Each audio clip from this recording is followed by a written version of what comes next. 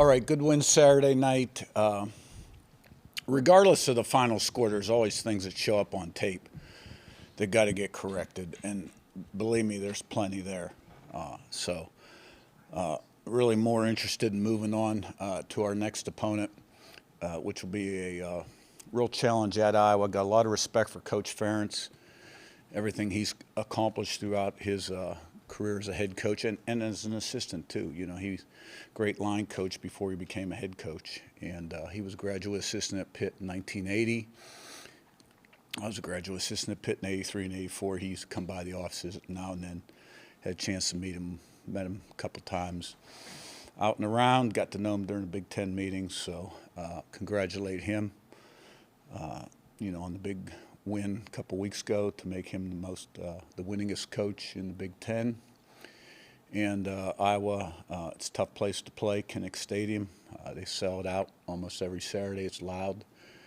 And so we're going to have to play well. This will be a challenge, a more difficult challenge than the last one for sure. And the sooner our guys realize that, the better.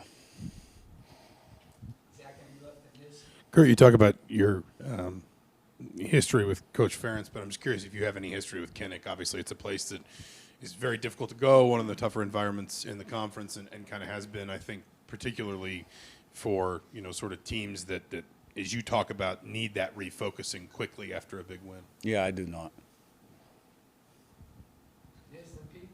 Yeah, Curt. Brian Haynes seems to be really mixing up his personnel with the front seven.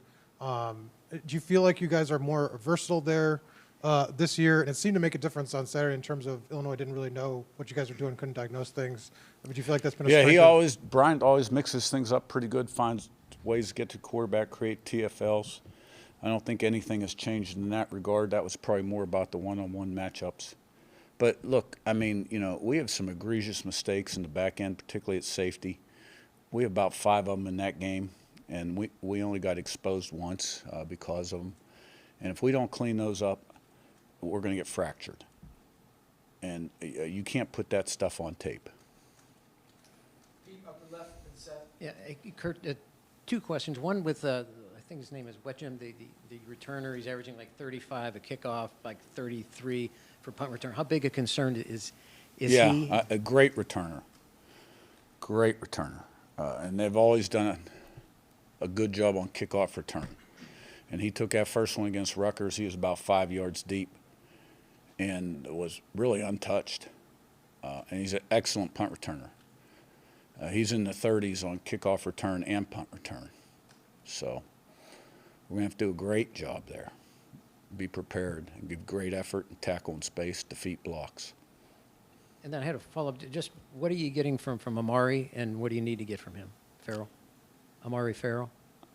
Yeah, I mean, all 3 of those guys, we just need them to do what they're supposed to do consistently. Prepare a little better,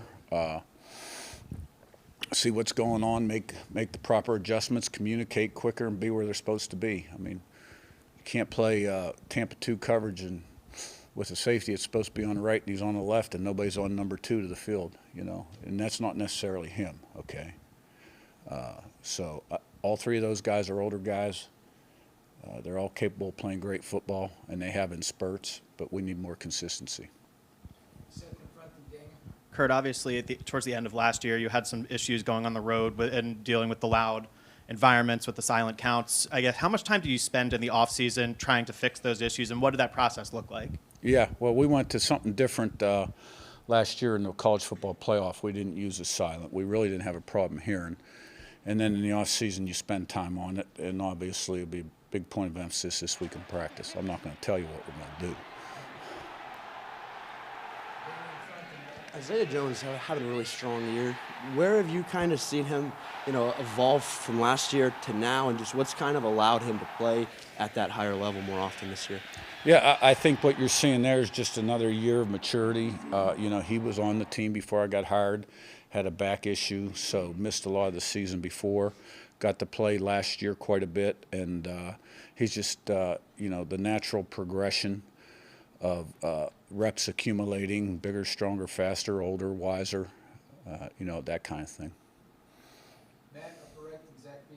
Coach, Iowa brought in a guy from the portal, I think from South Dakota, quarterback, Gronowski. Kind of struggled early on, but it looks like he's a pretty good athlete, can make some plays with his legs and his arm. What have you seen from him, especially recently? It looked like he played better against Rutgers. Yeah, won a lot of football games. That guy has. He's a great competitor. He's a big guy. He's got good mobility. They'll run him, design runs, and then there's some where he could give it or run it. And, they've got good play action out of pocket game and in the pocket. And, he can make the throws. He's got a strong arm. They've built the offense around the quarterback. There's some new design there. And one thing I'm going to say about Iowa, and you guys all know this that have been in the Big Ten a while, is, they've been running basically the same defense for a long time. Now there's tweaks. And they've always played great defense. And they've got great special teams. And they've always been able to run the ball really well. This quarterback, has been a guy that finds a way to get it done. But the thing about Iowa in general, they will not beat themselves. You will have to beat them. Okay, they're not going to beat themselves, and they play really well at home. Zach in front of Josh. Coach, you talked about the secondary. I'm curious, you called him day-to-day a few weeks ago. Where's Byron Baldwin at in his return timetable for you guys? Yeah, I'll know more today. Josh on your right and Joe. Coach, on the topic of just getting off to good starts, you got off to a decent start last week. How do you get off to that good start to silence that crowd? Yeah, well, that always helps. But, you got to play the first play of the last play, which is I was proud of the way we approached every play last week, the mental intensity and the urgency we had, regardless of the score. We've traditionally gotten off to good starts. You never really 100%. So it's a reflection of preparation, I think. And so hopefully we get off to a good start and then play well throughout and finish good. That's always the goal.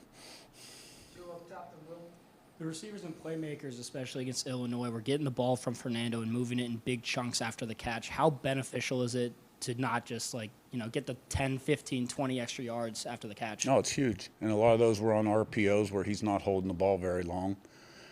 And, you're only throwing it if you get the right look. And those guys broke tackles. And, they had an injury or two in the back. They had one guy ejected and had an injury coming in. Our guys did a nice job out there. Now, I'd like to see them block every play, too, okay? Because we played the second half, and our H's, I don't think they blocked anybody the whole second half. Will, last one on your left.